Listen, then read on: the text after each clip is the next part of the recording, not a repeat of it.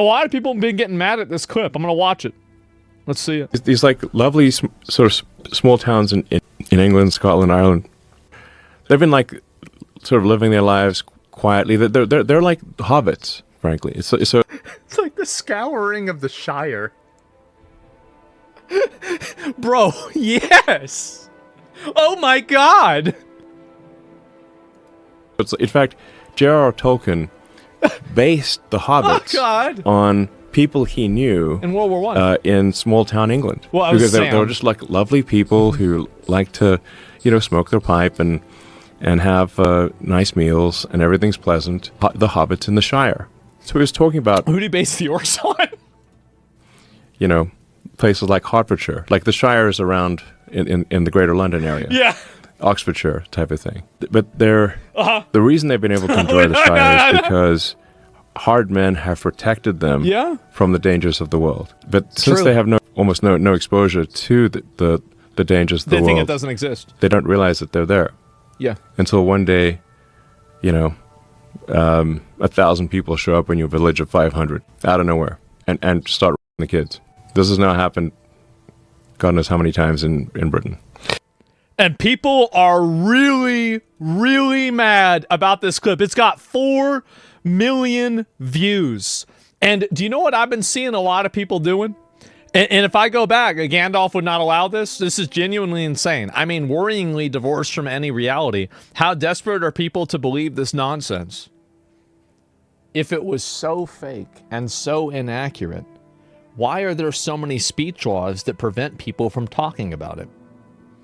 Why are the other governments in places like Sweden and Norway not reporting the rapes and the different types of sexual assaults by the citizenship of the person? Why are they doing that? If this is so divorced from reality, then why are they doing so many things to hide something that doesn't exist? And you just see the videos, and there's a bunch of scammers right underneath the Eiffel Tower running around with sticks. Like, it's not like this is a fucking... No, it's not like nobody knows about this. There's no arguments, no attacks. Yes, a South African wants to be American, just speaking out his ass about the UK and Ireland. Go fuck yourself. So... And then it come out. There are no arguments against this, by the way. It's descendant for people that actually turned up in villages in Africa and stole from and raped and murdered the indigenous people. His wealth stems from the emerald mines that his ancestors stole. Here he peddles pure fiction to sustain the racist system he owns everything to. So you agree that it's bad. So he's even agreeing on it. I can't believe people believe this, for fuck's sake. Do you know why people believe it? It's because video cameras exist. And they see the videos of it happening. And you have individuals, people that are living there, that are saying they're afraid to go outside. That's the reason why. We're at the it's not happening stage? No. And did they really steal the mines? Who cares? Like, I don't know. I mean, what did Elon Musk's dad do 50 or 100 years ago? Who gives a fuck? Like, it has nothing to do with him. And post should be used as an intelligence test for having the right to vote. Exactly. It should be. And if you don't believe it, you shouldn't be able to vote. I completely agree with them. Absolutely. This is bullshit from a small town in Ireland. I wish that you could take and look at these people and see where they live and see how homogenous the culture that they're living in is. Because I like seeing these comments and then finding out, oh, well, I'm from this place and that's not happening. Well, yes, because this place doesn't have any of those migrants at all. That's on Twitter? Yes, it's amazing, isn't it? And the guy's a famous comedian in Britain, by the way. Yeah, well, of course, right? So he lives in a place where he doesn't have to experience any of the negative effects of migration. This is the difference, right? In Sweden, the identity of the perpetrator is only revealed by the media if the sentence is a life sentence. Usually they give hints about the nationality if it's not a citizen by stating he's getting deported or not. BRA, the crime statistics will release the stats as natives, EU or outside of the EU citizen criminals. But anyway, so yeah, obviously this is happening. Obviously bringing in a bunch of migrants in a small city, in a small town is going to cause a bunch of problems, right? I'm Irish here. He's 100% right. They're dropping double the population of illegals into some villages. Our military is tiny, not even 10 10K. And yeah, there you go, right? That's a lie. In Sweden, the culprit is, if the culprit is Swedish, he's outed directly. If it's an immigrant, it's being hidden until he's proven guilty. I don't know whether that's true or not. I mean, I don't live there. It's just things that I've heard and seen. But I was just talking about the way that the different things are reported, because I do know about that. So in terms of like how the media reports it, I can't really comment on it. So yeah. Insane that saying it's not happening. Genuinely insane to say that it's not happening in Newtown. Mount Kindy had busloads of people smuggled in under the cover of darkness. Plenty of small towns in Ireland have had their locals outnumbered in a matter of months. Being the kids? Sorry, when did that happen?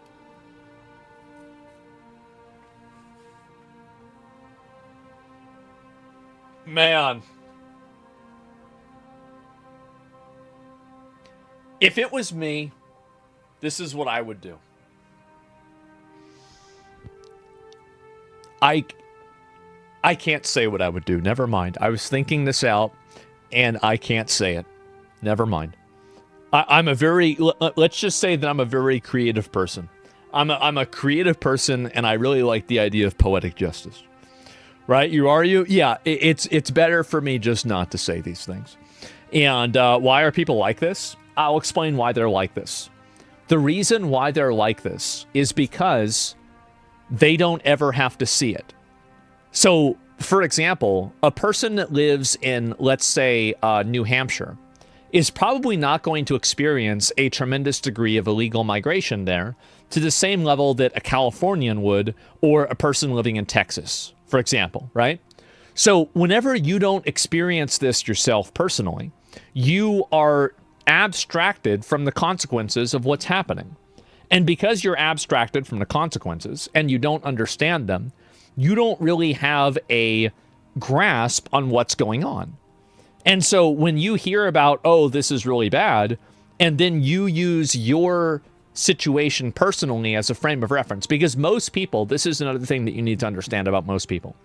Most people are completely self-referential in their thinking and in their logic. That means that they base everything that they believe off of things that they have seen and experienced personally. So if a person hasn't seen or experienced this personally, they won't assume that it will be real. And that's not always wrong. But what it is wrong is whenever you're using it to invalidate other people's experiences, right? That's what Karens do. So for a lot of these people, they live in upper middle class gated communities. They have a very limited interaction with any of these migrant communities. And the really negative effects of it are not being felt by these people, because these people are not on the social services and the social systems that migration and illegal immigration puts a strain on. So they never have to go to the food bank. They never have to go to the DMV to, get their license, and you have to wait 6 hours because there's a bunch of people that can't speak English there. You've never gone to, like the food stamps place for whatever reason, and, you have to wait for fucking 2 hours because there's so many other people there.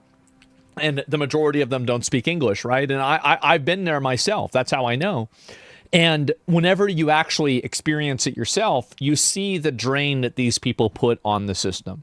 And it's very obvious these people are a drain on the system, because if they weren't, they wouldn't be qualifying for all these assistance programs, are they?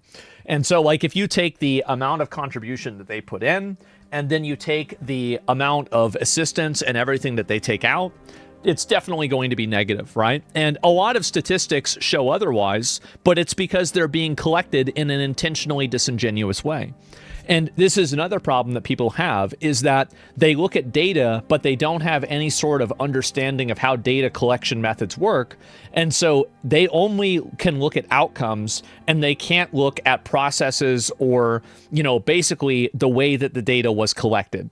And so that's why, for example, whenever you say oh, well, a lot of political violence comes from the left wing, and then somebody shows you a study, then the study shows oh, the most political violence was in 2019 before George Floyd, and 2020 didn't even have an increase at all, or maybe it's up by 20%.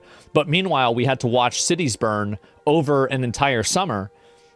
It's very obvious that sometimes you have to really go beyond looking at a study, and you have to think about it on your own. You have to think about it yourself. And that's what these people aren't able to do. And the reason why these people aren't able to think about it themselves and think about it on their own is because they're afraid to. And I'll tell you the reason why they're afraid to. Cities didn't burn? Yeah, well, I guess I didn't have eyes. And so anyway, like January 6th, yeah, like January 6th, another bad one too. They're afraid to think for themselves. And let me explain why they're afraid to think for themselves. Because thinking for yourself gets you canceled. Thinking for yourself, being even slightly off center of certain topics, gets everybody to hate you and completely turn on you. Look at, for example, like what Shondo said. Look at what that Bao VTuber said, right? Did they really say anything that was that problematic or that bad? No, they just made general statements. But the moment that you think for yourself and you don't just follow the popular train of thought, you then become pilloried and attacked and repudiated by not only the other side, but now your own side as well. So what that's caused is it's caused a chilling effect inside of all discourse. No one is afraid to speak out until somebody else says something, and then all they do is agree with them. No one wants to think for themselves because thinking for yourself gets you in trouble. That's the reason why. That's why critical thinking is dying in America. That's why it's dying in Western society. It's dying because we're killing it. We are killing it on purpose because anytime a person speaks out of turn, anytime a person doesn't, like, think about Ethan Klein. Ethan Klein is a person who generally is on board with 8 out of 10, 9 out of 10 leftist types of thinking. But this one thing he had a slight deviation of viewpoint on because he didn't agree with dehumanizing Israelis and Jews in general. And he thought that they have every right to have some degree of remorse, or not remorse, but grief for what's happened to them on a personal level, even if their government did kind of bring it upon them. And he is now a demon. He is evil. People farm likes by saying how bad he is. J.K. Rowling is another one. J.K. Rowling is a billionaire, and she's so influential that it didn't really matter, and she ended up winning. But the reality is most people don't. And that's what happens. So that's the reason why people don't think for themselves.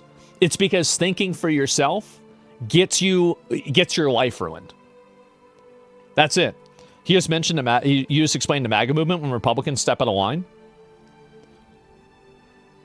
In some cases, you're right. I don't think that Democrats have a monopoly over this. I think Republicans also do this too. Vivek Ramaswamy went out and he said that a culture that prioritizes football captains over math captains is not a culture that prioritizes science, learning, and education. And it will be a culture that will fail in the long term. People turned on Vivek instantly because of that. Nick Fuentes definitely went much, much more off of the beaten path, I would say, right? But like in general, that dude got canceled as shit. He did. He got completely canceled. Why not prioritize both? Well, because there's obviously going to be a tier, right? I mean, and if you look, by the way, and just look at this, right? So he took a photo with him, and this is like, I think, yeah, here's a photo of him with his kids, right? Happy Halloween, right? This is just a normal, average photo of a guy. Deport. Why aren't they studying? Happy Halloween, hurry up and become our governor. I think that we all know what this is. Let's see here. Why aren't your kids studying? And let's see. There's another one. I like your American costume from the tweet account. India taking L's. This is what Halloween's really about. Now, costumes, family first. Okay, this is a nice comment for sure. It definitely is. Did you try dressing up as Americans? 3,000 likes. Let's see another one that's really popular. Where's another really popular reply? And let's scroll all the way down. Okay, these are all pretty much just like 20, good job, buddy. That's about it. So let's look at the quote retweets on this as well. They must assimilate. When they assimilate, this is somebody complaining. Look at the abuse Vivek is getting for posting an innocuous photo with the boys. This is a shit show that the Heritage and Tucker brought upon us. I mean, again, I think it's a lot bigger than that. I think Dinesh is partially right, but not entirely. The fact is that this is how it works. X shows racist comments only to racists and hides them from everyone else. Well, yeah, obviously, because it's things that they engage with, right? And so everything Vivek does is an effort to reverse the impression that he made when he shit on American culture in 1226. Here, this guy remembers the date. He's at the date, bro. He's going down. He says, bro, on this day, where were you at 7:32 p.m.? Oh, you said football was stupid? Oh, really? Uh-oh.